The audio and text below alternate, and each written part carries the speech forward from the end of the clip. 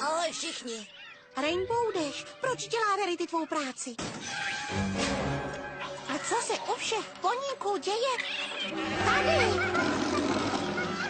Zvířata mě vůbec nechtějí poslouchat, jak splašení tu lítají, chtějí mě pokousat. Jen na mě je zastavit, před každý hned vidí, můj osud je předurčený a mé znamenko to jasně potvrdí. Snažím se je bavit, ať se každý usmívá, ale ať to zkouším sebe víc, když je to ostuda. Já zábavná být musím, vždyť všichni tu vidí, můj osud je předurčený a mé znamenko to jasně potvrdí.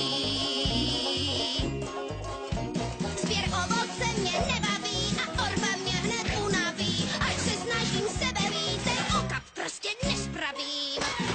Ještě spoustu práce mám, je to utrpení, a osud je předurčený a mé znamenko to jasně potvrdí.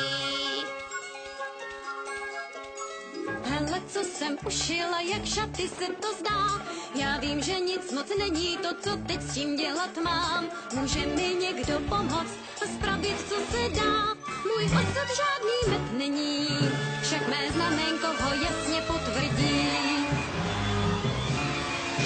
Vzorky z mraků mám moc ráda, ale ne všem se to zdá. Když nechala jsem zmrznout jejich místa spálená.